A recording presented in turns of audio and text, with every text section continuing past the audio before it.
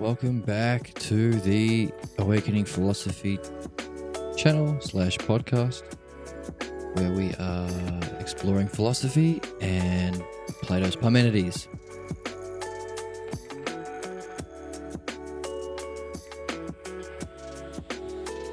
We left off last time with 3 of, I think, the 4 exercises that we are to exercise ourselves with to use dianoia and awaken the power of dialectics. Very exciting stuff. So let's pick up where we left off. Let's see if we can unpack the 4th exercise and make it our own. Let's see if we can do that. Let's get into it. One more of these exercises that we want to do if we want to find the truth about what? The nature of reality. Holy crap. You don't talk about this often at school. But let's get it. So,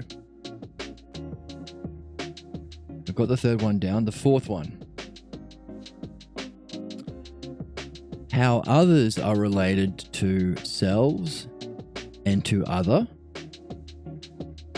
Which one you may select. Whether you hypothesize the subject of your hypothesis, that which always is, or as non-being.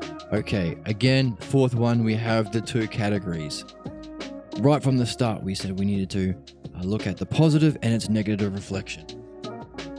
Very first in the series of videos, when we talked about what exactly philosophy is, we said it was so important.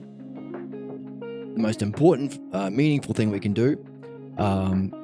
Now, finally, we're seeing why specifically it's so important. You can discover the truth. Not a truth, the truth. And awaken your soul to the realm of being. So we're starting to see why it's so important. Also, when we started, we recognized that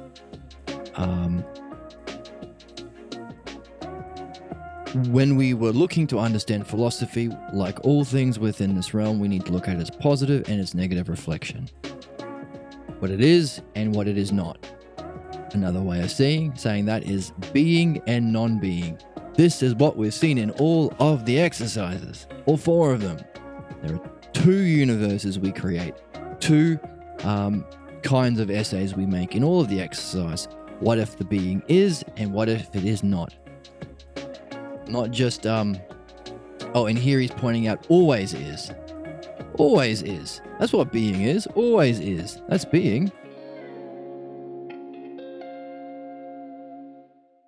Always is. Do you know anything that always is? What have you seen in this world that always is? Nothing, right? What? Nothing. Wow. In the physical world, always is, because that's the nature of the physical world. It's always in change. That's why, in philosophy, we call this physical world the world of becoming. Everything is becoming, growing or decaying. We are interested in philosophy in the world of being. So here we have a new duad. We've been talking about being for a long time because that's what Parmenides is introducing philosophy to us as. Hey Socrates, these thoughts are not thoughts only, they're not concepts within you. They're beings, which always is. Wow. Always is. These are the things. Now we're adding another term to make up the pair. Becoming. Our everyday world. The world of becoming. And of course, these are the 2. Another way of categorizing the same conflict between philosophy. We talked about seeing what philosophy is and what it isn't. One way of characterizing the 2 things is philosophy deals with the world of being. Its negative distortion, the world of becoming. Let's bring up that list and see if it fits. We have Modern philosophy, which is to deal with the many, materialism, the physical senses. Another thing on that list we could add the realm of the way we're taught about philosophy in school is to do with the realm of zoom in a little bit, make it a bit bigger.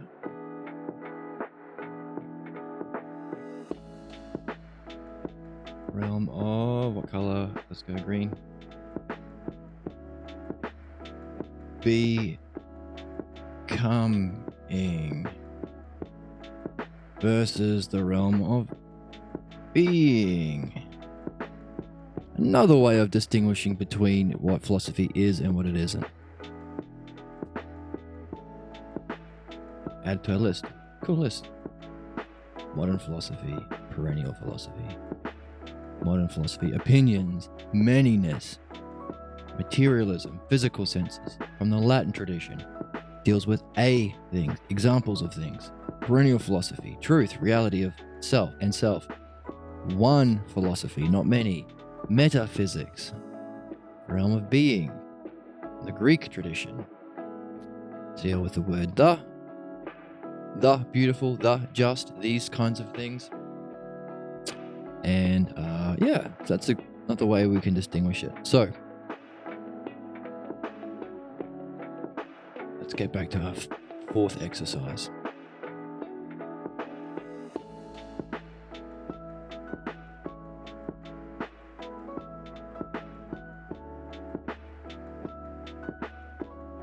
We have to look at, again, so the positive and the negative. Always is and non-being. Two categories, okay? Now, that's been the same in all four.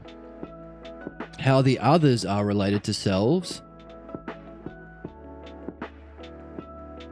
Already it's interesting, it's different, isn't it? How others are related to selves. Usually we talk about the subject and how itself relates to itself and then others.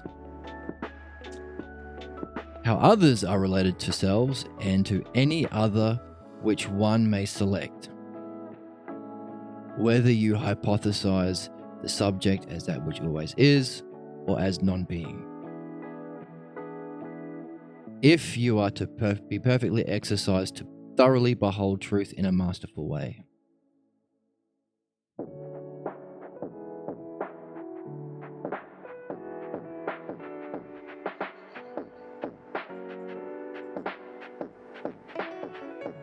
Others are related to selves and any other which you may select.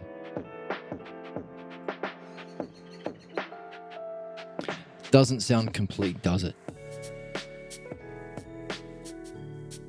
You can't start with others, because it's other than what? Other means other than the subject. So what's going on here? Other than selves? Okay, what selves? We're talking about being selves, probably. And any other which one may select. That sounds like our previous one, doesn't it? Exercise 3.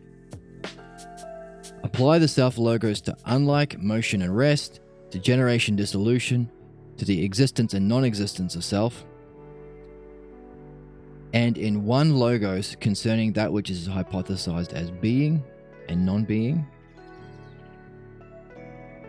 and anything else that undergoes any experience whatsoever. So pretty much everything. One must consider the consequence in relation to self, each in relation to each one of the others, which anyone may set up for this purpose. That sounds like what he's saying again here in 4. And to any one which one may select. So I think we're getting to see what is happening here.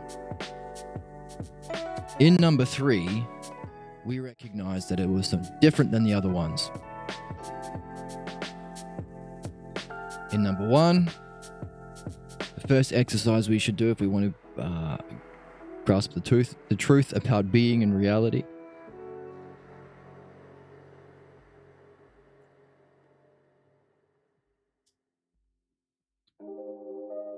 We had the subject. Let's get rid. We had self to self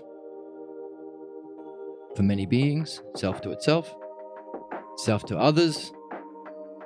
The particular other we set up for this exercise was the one, which is a higher, which is its cause. The self to that other, this other to other again, so the other to itself, and the other back to the original subject, or the original self. The other back to one, back to the many, which is the subject. So these were the categories of fully exploring what many beings are, if it exists, and again, if it does not exist. These are the four. And we recognize these 1, 2, 3, 4. We recognize that he used the same four, the same quadrad. I don't know if that's really the word, quadrad, dyad, triad, quadrad. It means four. We recognize it's the same for if many does not exist. Self to self, many to itself, self to others. The other in the particular other is the one. Other to other, the one to itself, other back to the original self or subject. So we saw a pattern. That's what we're looking for, patterns. That's the logos. And then a second exercise was following the same pattern but for likeness. If likeness exists, zoom in a little bit. Likeness in relation to likeness, self to self. Likeness to others, self to others. Others to others, others back to likeness, others back to the subject. Same pattern. Same four categories. Isn't it wonderful that these four categories that Parmenides says will sufficiently explore an idea, understand an idea, such that it can even awaken the higher part of your own soul and mind? It's come down to two terms. Self and other. Isn't that cool? Self and other. These four combinations of two terms. So we're recognizing something to do with a dialectic. Two key terms. The word die is in dialectic. Isn't that interesting? Look for things that are interesting. That's part of the quest. Okay, then we're into number 3. Now what we did with many, the many beings, and what we did with likeness, we're doing to all these other ones. Unlikeness, motion, rest, generation, dissolution. If they exist, and then also what if they don't exist. Those are the two essays or logoses or stories that you are to work on. So picking one, let's say unlikeness. If unlikeness exists as being, always. So again, not in the world of becoming. What can you say about itself? Pick one of the others, let's say rest. How does unlikeness relate to rest? How does unlikeness relate to many? And we know from the first exercise, the many beings are all of them. And how does it relate to everything? Now we touch the world of becoming, everything else. So it's really picking every possible combination here.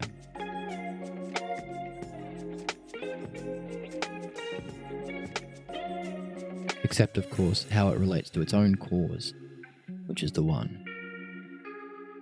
We did that in the first exercise. So self to self, that's the same. Self to others, that's the same. So wait, normally we had others to others and then others back to self. We have a change in the structure because we are using 4 categories to do 4 different types of others. So we can have a question. Well, hang on a second. What happened to others back to self? We're missing that section, right? we're missing these guys. Where are they? They're up here. And they're here. Where are they in the third one?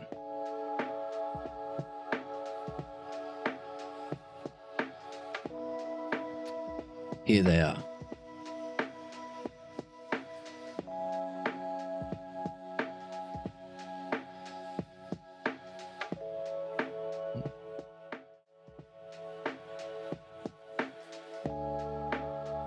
How the others, we're starting with the others, right? It's the second half.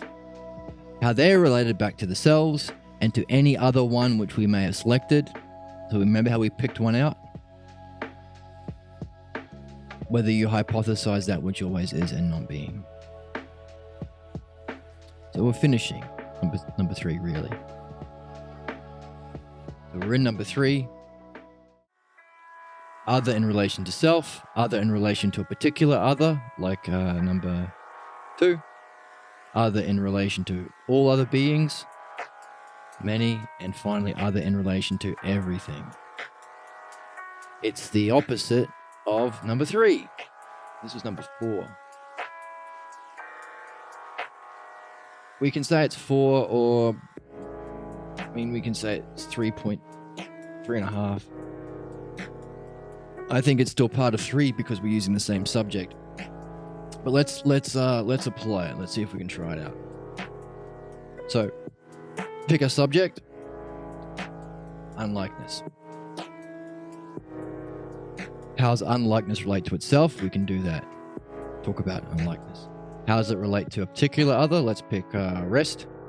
How does it relate to rest? We can do that. How does unlikeness relate to all of the beings? We can do that, that's for sure. Whatever you know about, all of the beings you know about, pick that. The whole group of beings, pick that. How unlikeness relates to everything that we experience in our world. Bikes. Your bike is unlike my bike. Your dinner is unlike my dinner, so we're not eating each other's dinner. But also, is your soul unlike mine, or is your self unlike mine? These are the sort of questions we'd be interested in philosophy. So these are the sort of things you can apply to this here. So we can do that. Now, other in relation to self. Well, we picked out rest as the other here, right? So rest in relation to self. What self? Like unlikeness. Can we do that? Yes. It's pretty much the opposite of this one, isn't it? Rest in relation to a particular other. Ah, okay. We've already done unlikeness. I guess we have to pick out a particular other. Well, we've already picked out a particular other, haven't we? Rest.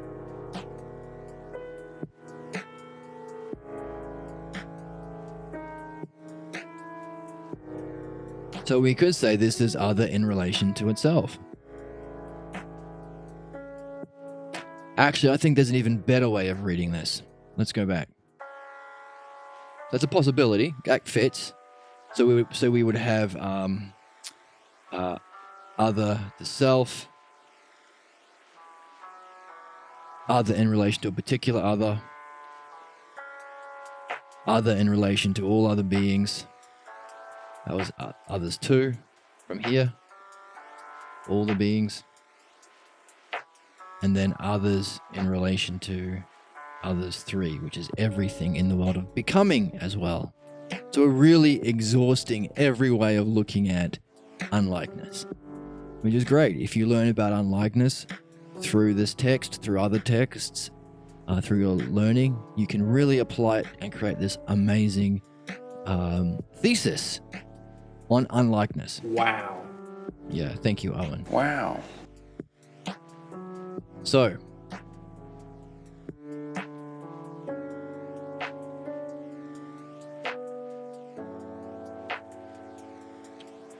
there's another way of reading self here.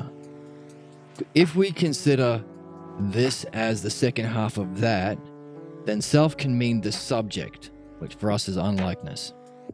But self can also mean the subject of this if we consider it separate. So you could say other in relation to self means other in relation to itself. So it's boom, boom, boom. Other in relation to other. This particular other.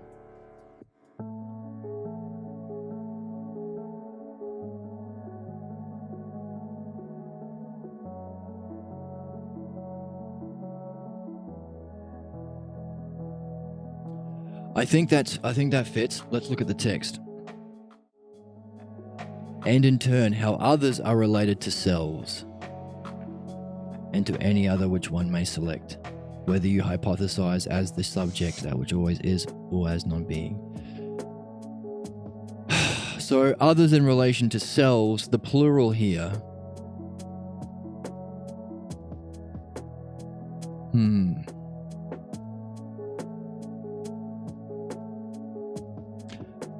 The plural here is interesting because you could say, well, this is the other half to all of them.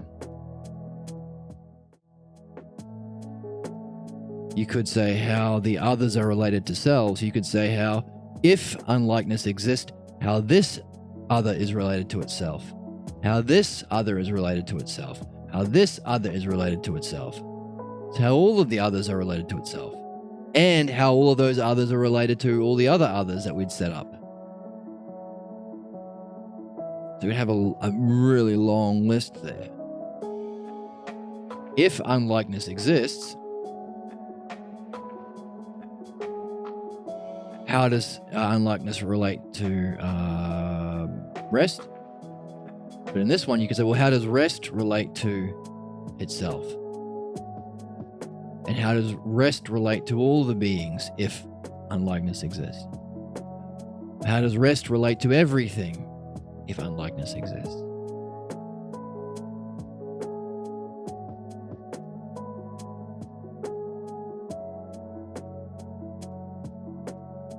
So just as we have two extra categories in here, these two, each one of them you could finish. What does that mean? Well, you know how we have these two, and normally you would have others back to others and then others back to self. So we've got to finish this here. So this other here, other one, you would have other one in relation to itself, and then other one back to the subject to finish this. But you could also say, hey, let's finish this one here. Let's get other two in relation to itself. If unlikeness exists, how does the many beings relate to itself? And then how do the many beings relate back to the subject, unlikeness? But then we could say we could finish this one here. How does others three? How do all the things relate to each other if unlikeness exists? And then how do all of the many things then relate back to the subject? Unlikeness. Oops. So we've finished this, we've finished this, we've finished this. So that could be how we're reading it. What does the text say? How the others are related to selves. Plural is interesting. It sounds like that fits because we have three others. So how all of those others, all three of them, are related to themselves. And to any other which you may select.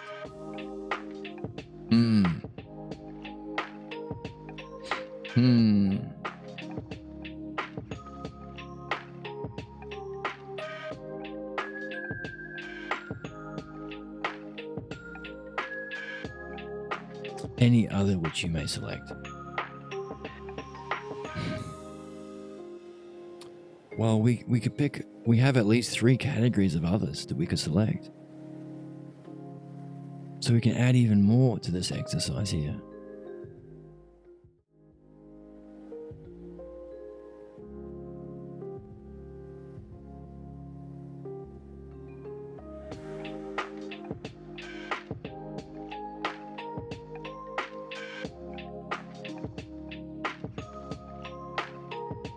how this other one, relates to itself and to any others. Well, there's this other, and there's this other, and there's this other.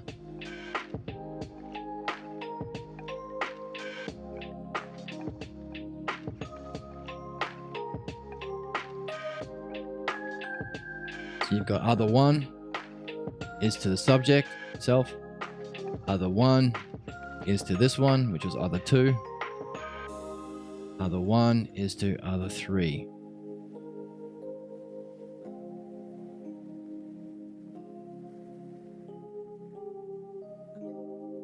Oh, but you could even say, well, hang on a second. You could even say other one is to other one.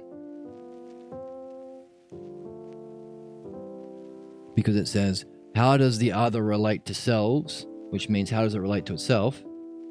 As well as any other you pick out. Well, we've got three. We've got this is other than it, unlikeness.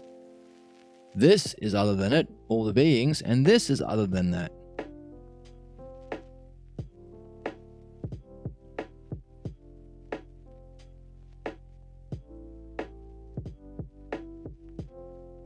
There are multiple ways of reading this last one. You could say, well, it's the second half of this.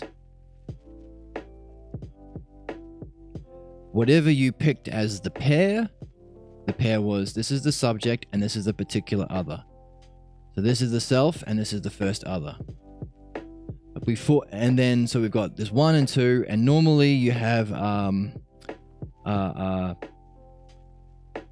and 2. Normally you would have 3 and 4, which is other in relation to other, which is itself. So rest in relation to rest, and rest in relation to unlikeness. We have extra categories. Each of those are like this, the first line of the second line of a new dialectic. So what are we doing? This one's tricky. We're really having to put on our thinking hats, our problem-solving hats here. This is the game.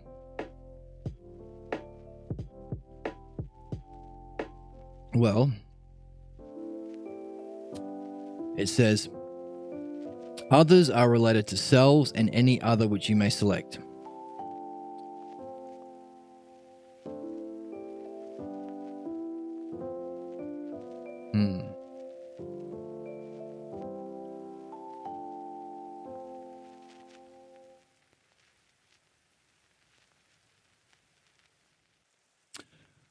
Well, what would we want to do? What would we want to see happen here? If we've talked about if unlikeness exists, we've talked about it. So we want to know what happens for it. Okay, done. We also want to know how it relates to rest. Okay, done. But wouldn't we want to know how rest then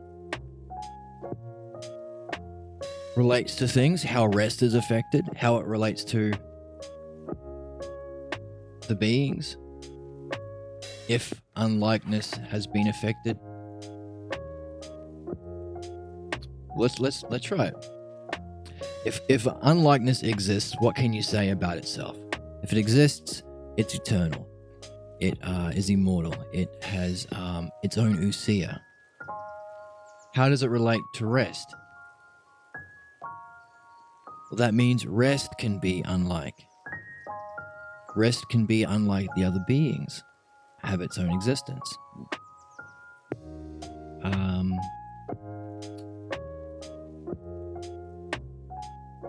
Okay.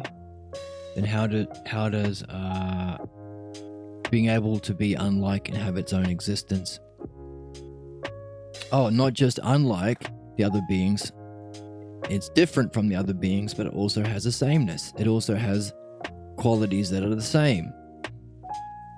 So if unlikeness exists, rest can be similar to motion in that it has ousia, similar to the other beings, but it can be different. So you could say unlikeness allows for rest to be different than the other beings so it can have its own existence.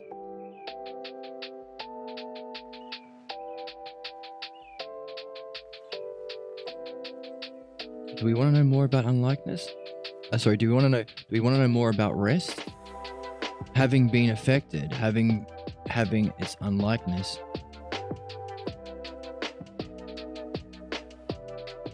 How much more do we want to know about rest? Do we want to know how rest then relates back to unlikeness?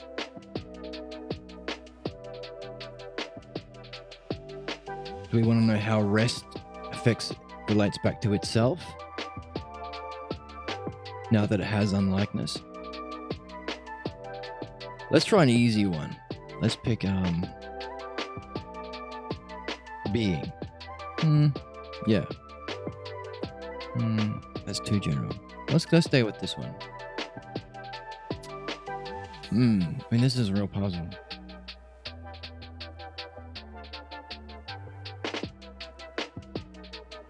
How does rest then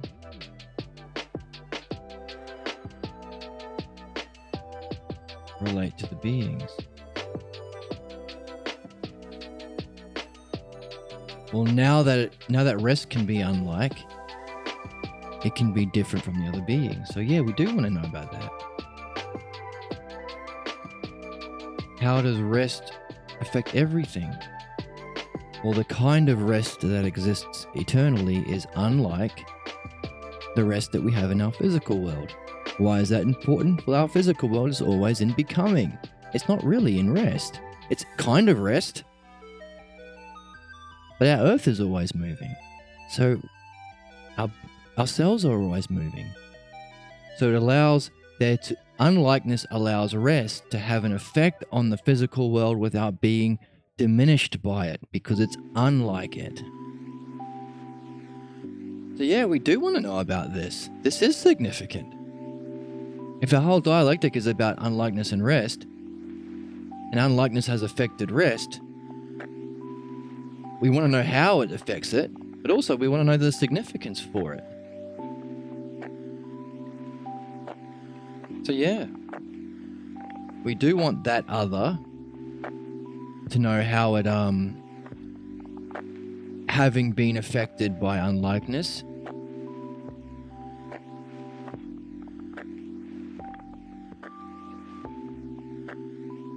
how it relates to itself,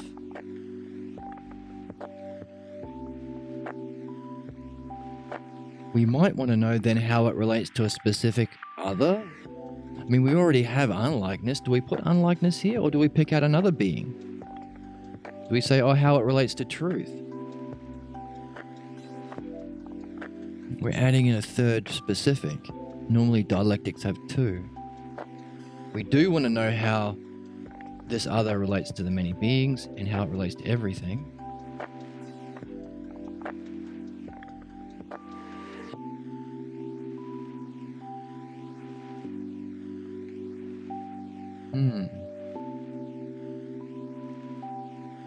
Okay. So let's look at this one here. How unlikeness affects all the beings. If unlikeness exists, it allows all the beings to have their own separate selves, to be separated apart, to have sameness while still having difference. It allows the realm of being itself to be unlike the realm of becoming. If unlikeness didn't exist, then the realm of being could not be unlike the world of becoming.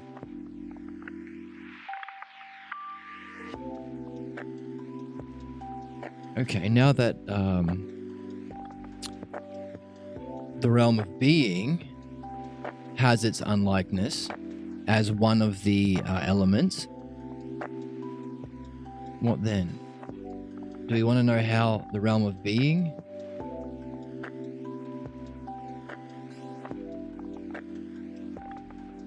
then affects everything? I mean, we could, but it does seem kind of general.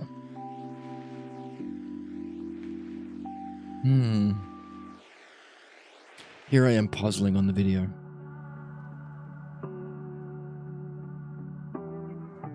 Does seem kind of general.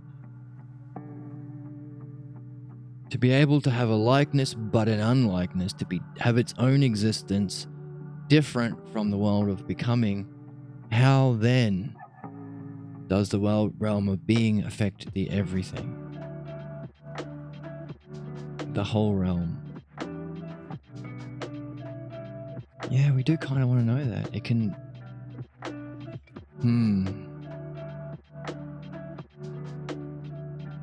So it does sound like we want to have another set for not just this other, but for this other too.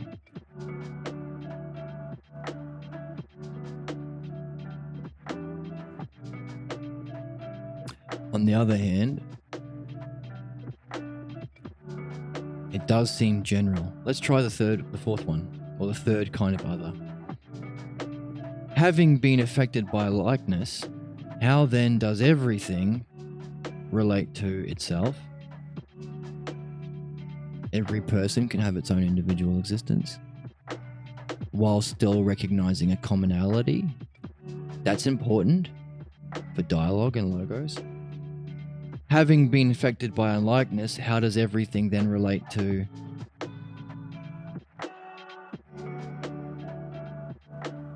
rest?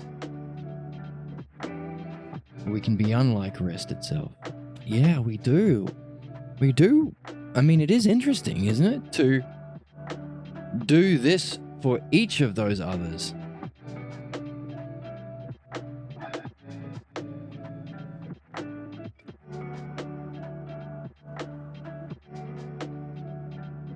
How each of them relates back to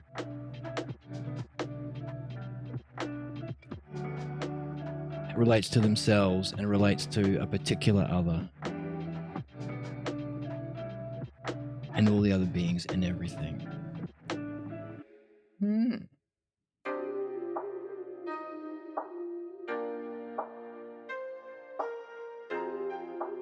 I'm stuck. I'm puzzled. I mean, I can see 3 different readings of this that make sense.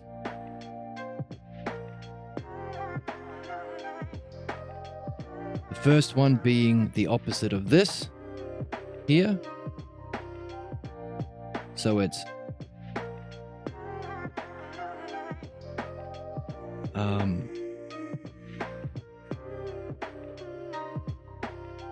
other back to self, other to other one, other to other two, other to other three.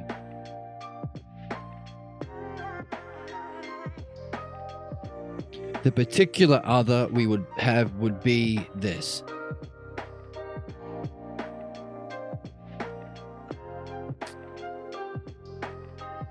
Let's look at the text one more time.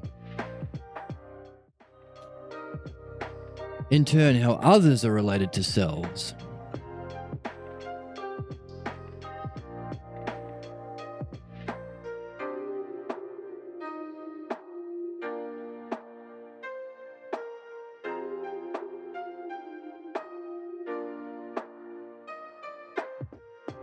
Whether you to any other which one may select, whether you hypothesize the subject. Okay, so we have a subject. That implies it's referring to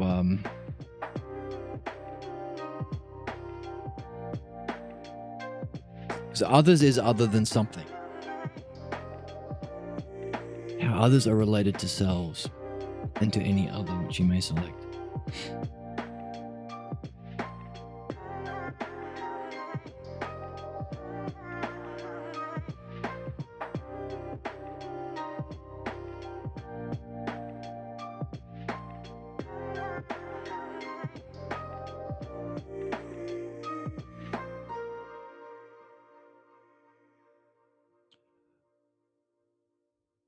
Any other which you may select implies one.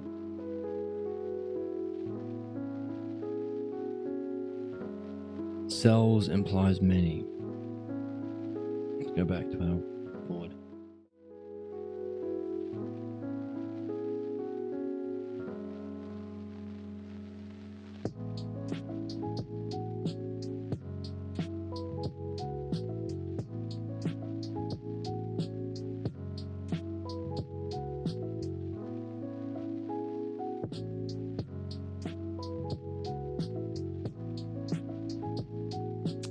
I'm stuck. I can't see it. Because it could be either. It could be how others are related to selves. That sounds like others to others, which is the missing part here. But then it says, and any other, which you may select. So it's leaving up to us what we should put here. Any other you may select. Well, we have at least, if this is our regular others, we have this one and this one and this one. And I think that's the best reading. I think that fits the best. Let me explain why. Normally we have self to self, self to others. Like, how does unlikeness then affect rest? Having been affected, how does rest then relate to either itself or the other beings?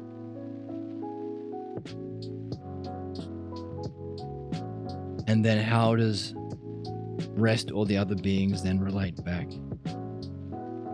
to the subject?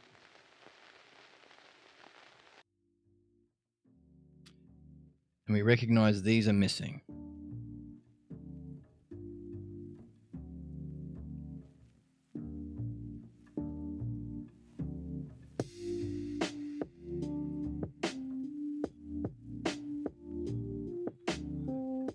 So this is where we start. This is the missing part. How others then relate to itself. Okay. You start with dialectic with self and other. Here we're adding in many and everything. So we're adding. So other in relation to itself is this one. Now normally we'd have this. How then does rest relate back to unlikeness? And we'd finish what's missing here. So it does look like how other relates back to itself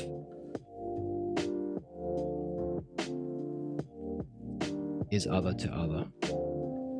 So we can say, because the word is selves, how others relate back to selves, which means this.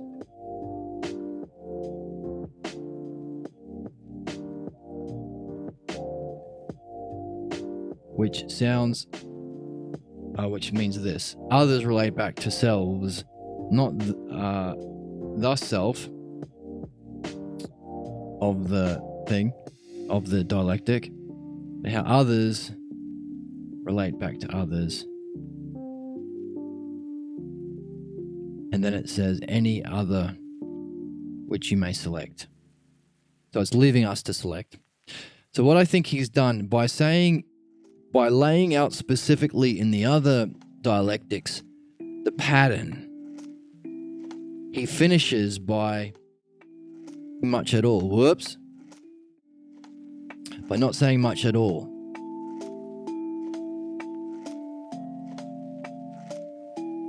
It's half of a sentence. And how the others are related to selves and any other which you may select.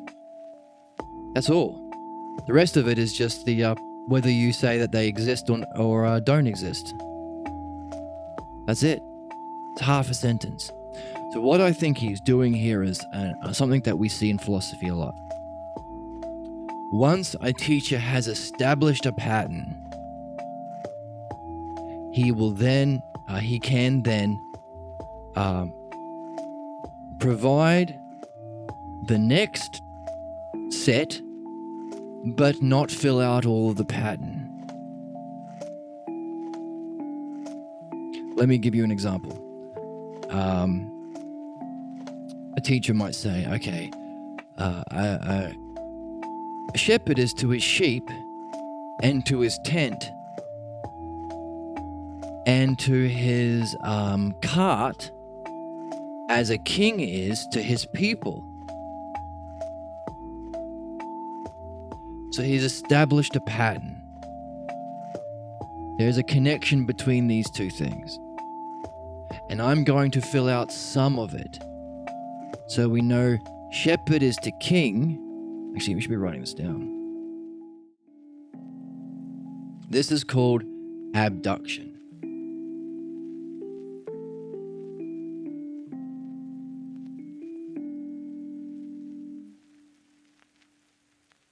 Or philosophical abduction, you can call it. You've got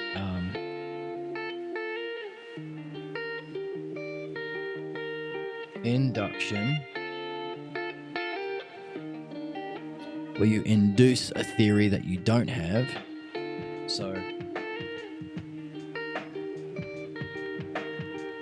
you have information on side A, but you don't know side B. So you take what you see inside A and you induce a theory in the higher, a principle to explain it. Science is like that. Scientific hypotheses. Deduction is when you have the principle and you can deduce what must follow for here. If I have all of these principles, then I can work out what must have happened. Abduction is when you have some of this and some of this. Actually, let's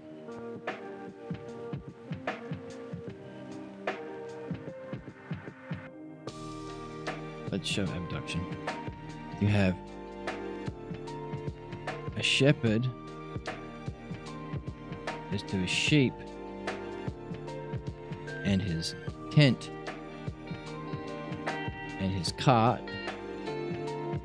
as a king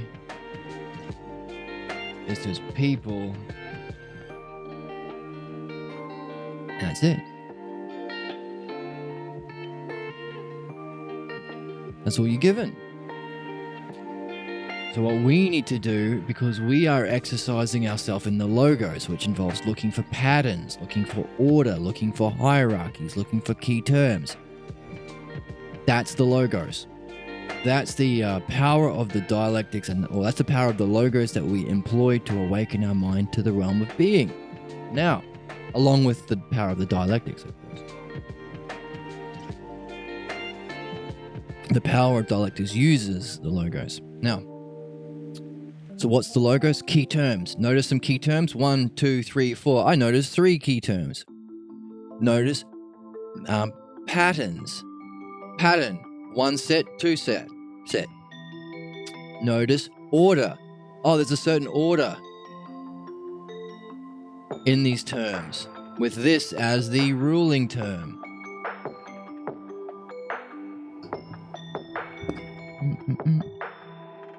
What else do we look for? Likeness. Oh, there's also another set with key terms. There's a likeness in the order. There's also a likeness in the key terms, because this is a kind of ruler too. What else do we do in the logos? We look for puzzles. Oh, it's like a video game. You look for the statue that's slightly out of sync with the other statues, because there's something you need to do. There's a hidden gem under that statue that you'll need later. So we're missing key terms that we can see through a likeness to this other order. Likeness, key terms, order, patterns. That's the logos. Not the whole of it, but these are parts, right? So that would mean if a philosopher or Plato gives us this and then gives us that, he's waiting for us to figure out. So we don't just have to solve the puzzle, we also have to discover the question. This is what makes philosophy different. This is a key point. Philosophy is not a empirical thing. It's not like school. They don't give you the puzzle and want you to fill out the equation and balance the checkbook. This is a spiritual discipline, right? We're awakening to the realm of becoming. So this has to mean something to us. We need to carry questions. It's easier to carry questions if they're ours, if we discovered it, if it's significant to us. How do we make puzzles significant to us? We discover them. This is the difference between Eastern philosophy and lots of Eastern traditions. They'll give you a puzzle, a koan. What is the sound of one hand clapping? What is mu? These sorts of nonsense questions. They're nonsense so you can keep holding on to them. And often they're given in a sacred way, so the teacher has mystery about it and it's a ritual involved. So you think it's significant and can keep holding on to it. But here's another thing. You don't have to go through that sort of thing if you're in philosophy. Why? Because it's naturally significant, these questions, because they're solvable and they're rational and they're about you. Also, it can be significant if you discover the question yourself. It's yours. You own it. You feel like it's yours. So here, he's wanting you to discover the question, which is, he told me shepherd is to sheep as tent is to cart, and then he said just like king is to people, but then he stopped there. Why did he stop? He said all this here, but he stopped saying it here. Why? What are we talking about? What in the heck are we talking about here? Exactly. What in the heck are we talking about here? What? Why did he stop? That's a puzzle. That's part of it. To discover the puzzles, look for things that stand out. Establish an order and look for differences. Does it not make sense? Does it not feel right? Are we missing something? Trust that intuition. We see something like that here. How? Well, we're missing two things. So not only do you solve the puzzle, you discover the question. Oh, I see what he's doing. This is called philosophical abduction. You know something about... So, to summarize the induction, in science you see physical things. You don't see the principle. There's no realm of being. You try and induce a theory to explain what you see. That's induction. Deduction is when you have all of the things you need of the principle,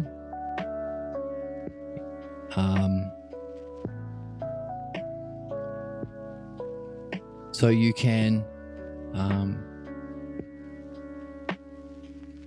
deduce what must follow. It's easier to figure out what must be physical if you know the principle.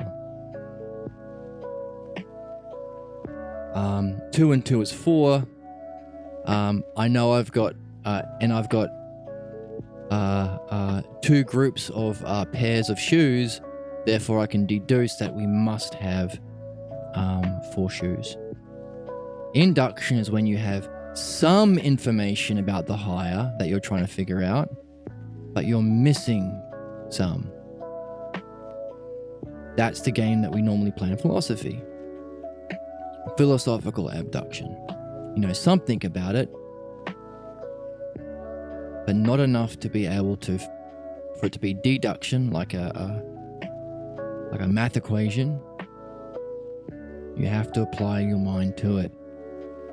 So, if a shepherd is to a sheep, like king is to people, what would be a tent? Castle? What would be a cart? Oops.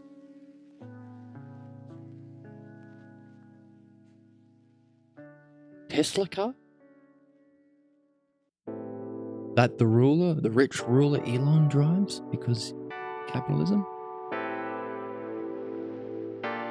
The royal carriage?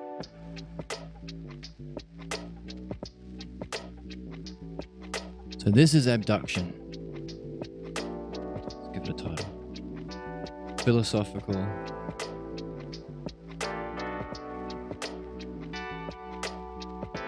abduction. Now, why are we talking about that now? Well, we're trying to work out, we were given one, and then we established a pattern. We were given this pattern here, SO pattern. Well, that's not a pattern yet, because it's just a one-off. Then he gave us the second exercise. That's enough for us to establish a pattern. Oh, same. Likeness to itself, to others. So a pattern has been established. And then in this particular example, he does this. He gives you half. Hey, here's half of it. For the third exercise, we're doing the kind of thing we did with likeness, except we're changing it.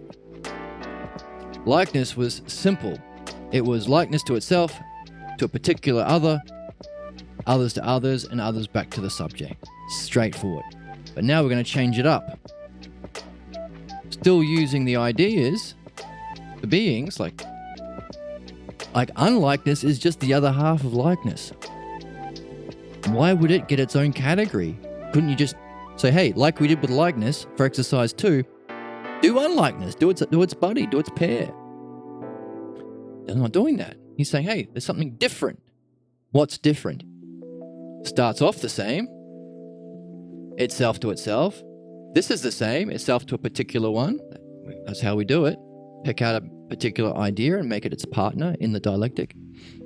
This is what makes it different. We're including 2 more things. Ba ba ba ba ba ba ba ba. That's the difference of the third exercise. We're not just talking about how one idea relates to another idea, but how it relates to all ideas, the many ideas, being itself, and everything, the physical. So, we can recognize from the pattern, oh, okay, so now we have to do the other half that we're missing, others to others and others to self. Surely he's going to explain that now. And it's probably going to be including these extra others, because that's what makes it different. But, and in turn how others are related to selves and any other which you may select. You may select. Then you do it.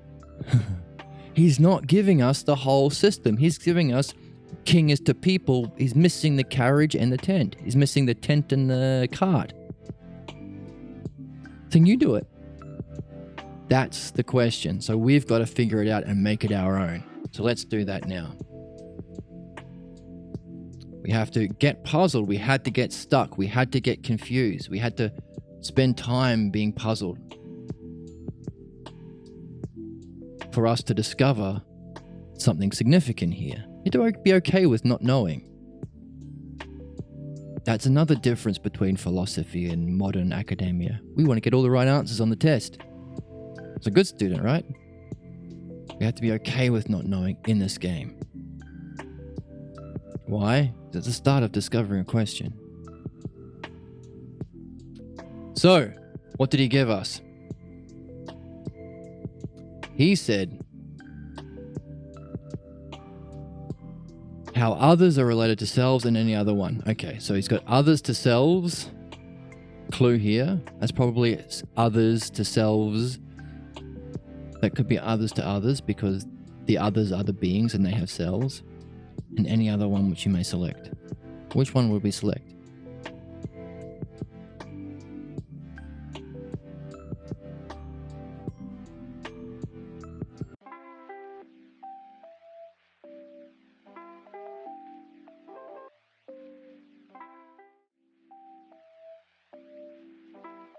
Wow.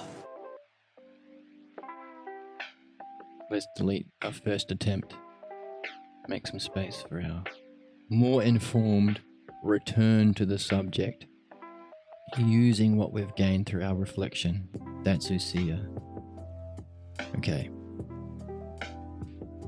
So others in relation to selves. Okay. We know that selves refers to beings, so we could say, or the subject.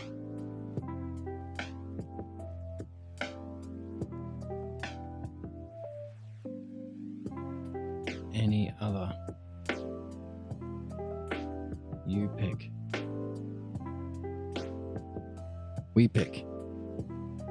So let's finish it out.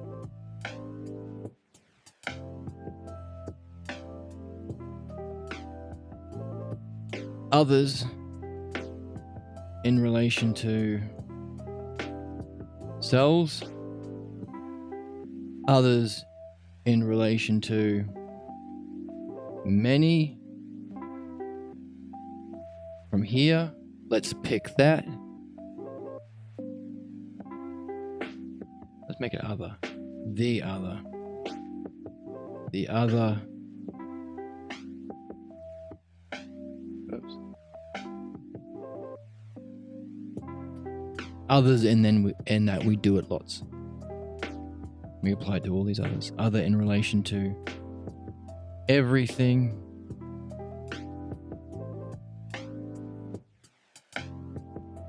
And other. After having affected itself, many, everything in relation to self.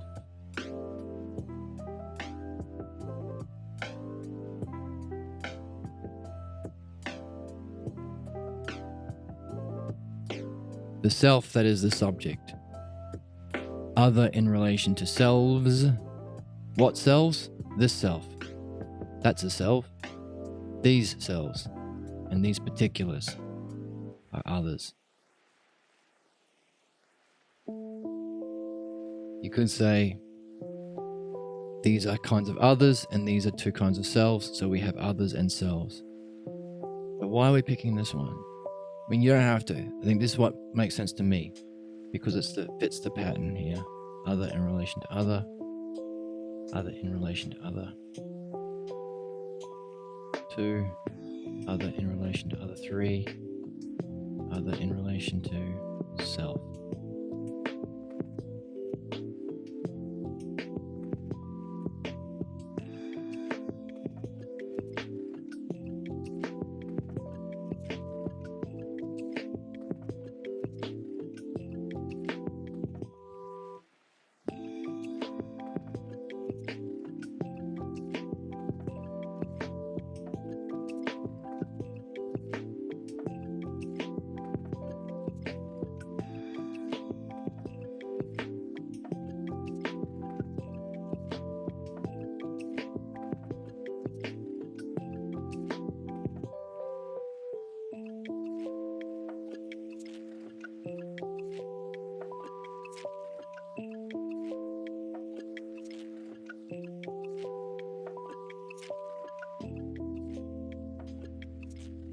But he said others. So we got 3 kinds of others up here. 1, 2, 3.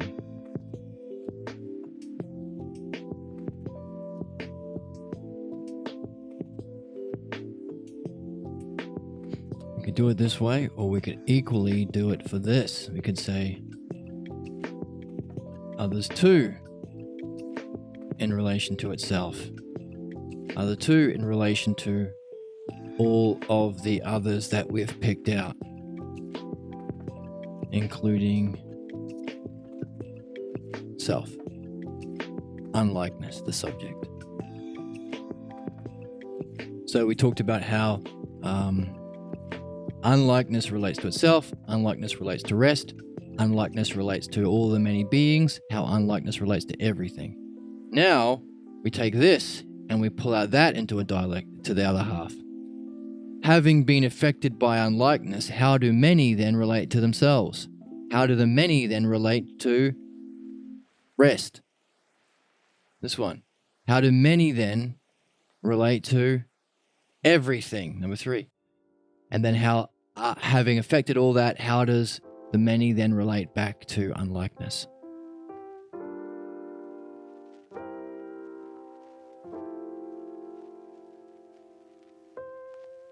We can do the same thing.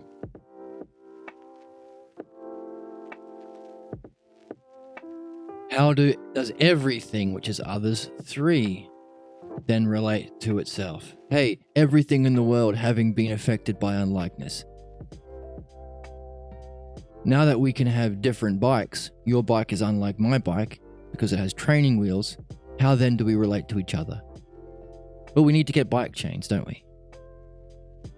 And that's a everyday example. We want to probably look at more interesting things, philosophical things like souls. Your soul is unlike my soul. So given that, how do we relate to each other? Well, we want to maybe relate with care to those who are less like yours if you have a philosophical soul. Or if a younger soul, it's like, but it's also unlike. Maybe be more nurturing to younger souls. Or a soul that's more philosophical, maybe you can relate to it as a student. This is how things in the everyday world can relate to each other, having been affected by unlikeness existing. How can everything relate then back to rest? How can we relate to having been, now that we're unlike each other? Well, some people might need more rest than others. Or the idea of rest. Because we're unlike each other, having been affected by unlikeness, some people might need more rest. Or some souls might be more at rest and might need more courage to get motivated into this game. We want to pick out that which is most significant to you. It's your essay. Then how does everything, having been affected by unlikeness, relate back to? What's number 2? Many. How do we relate to being itself now that we've been affected by unlikeness? Well, we're unlike realm of being, but maybe we can do this philosophical game of exercising in these exercises Parmenides gave us to try and become less unlike the realm of being. Do the work so we become more like it now that we've been affected by the existence of unlikeness. That's meaningful. Put that in your essay, says Parmenides. And finally, the last kind of other than this is back to the self. Having been affected by unlikeness, how do we relate to each other? We talked about teachers and students. How do we relate back to rest? We might need more courage or work on our yoga energy to become more vital to study philosophy, because some people have an unlikeness and need more rest, or has more rest in their soul and they need more motion. Having been affected by unlikeness, how do we relate back to being itself? We study philosophy because we're unlike it and we want to be more like it. And having seen that, how we affect each other, how we relate to rest, how we relate to being in philosophy, how then do we think about the subject? How do we then relate to unlikeness? Well, we might appreciate it more. We might study it more. We might recognize its influence more. We might recognize that it's a source of why we have to look at analogies to become more like things through analogy. How we then relate back to the source. So, even though this was just given in one half of a sentence, and the other ones were whole paragraphs, this one seems like the most work. Really, it's the most work. Because we have this times 3 for others 1, for others number 1, others number 2,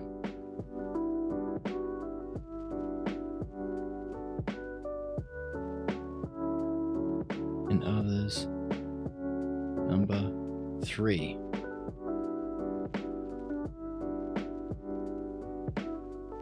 So exercise 4,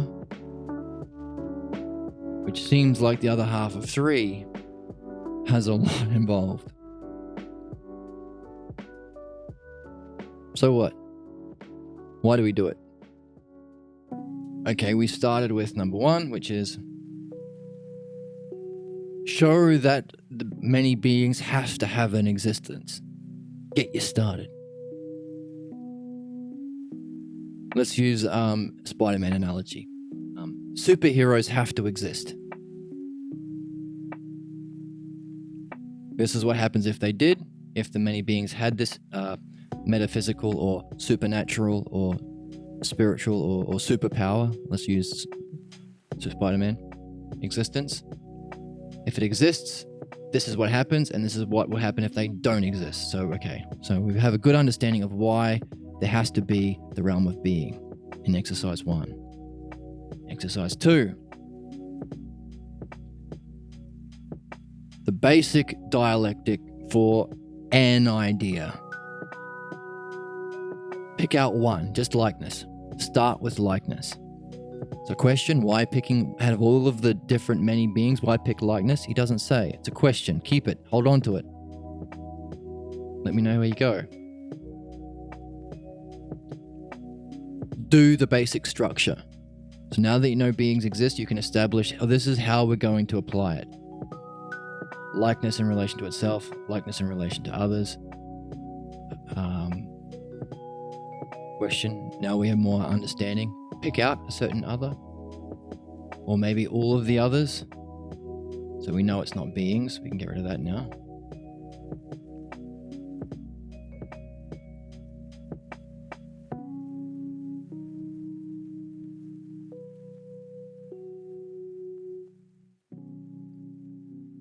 How likeness relates to the beings. How those beings relate to each other, and how those beings then relate back to likeness. That's exercise 2. Now you've got that under your belt. The first one, expand it out. He says pick these 3 and any other ones you can think of. Anything else you're interested in. Now you've done it for many and you've done it for likeness. All of the things you learn in philosophy now, from now on.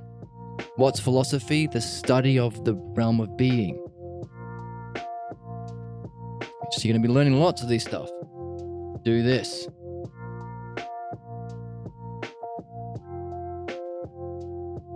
Not just whatever you're studying in relation to itself, but pick out another one you're interested in. But then apply it to all of the beings. And then apply it to everything. Make that your study in your essay. And also, and by the way, also if it doesn't exist, this is your if, the what if universe, if it doesn't exist. And finally, after you've done that, finish it off. Hey, unlikeness now, how does, having been affected by this, how does that other thing you picked, rest, relate to itself? Relate to all the beings, relate to everything, and relate back to unlikeness. Do it for the particular thing you picked out, do it for rest, do it for all of the many beings, and do it for everything. So you're really having 3 dialectics in exercise 4. And you don't have to. I mean, you can. That's the possibility. It would be a more complete understanding. It would be a higher investigation and exhaustion of this topic to really nail it down as much as you can within the realm of understanding, opening you up to the next level of participation in that idea, which is through being, the union with it, the spiritual experience, or the metaphysical experience. The quest, why we're on this game. We want to know them ourselves. It's not opinions or belief. It's knowledge. Nous. Usia. Okay. Wow. We got there. Wow. We did. We got there. Wow. Yeah. Wow. Wow. Wow. Wow. We got there. Cheer, everybody. No, cheer, everybody. That's better.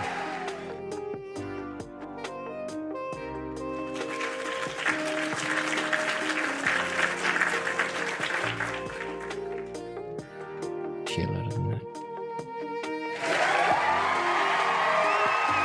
That's better. So we got there.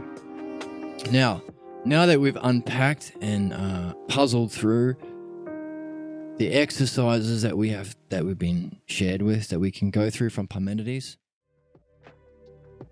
let's finish it next time. We got to the end of it. I hope that was enough. I hope you're puzzled. I hope you're seeing it. I've got to go. Yeah, let's finish this next time.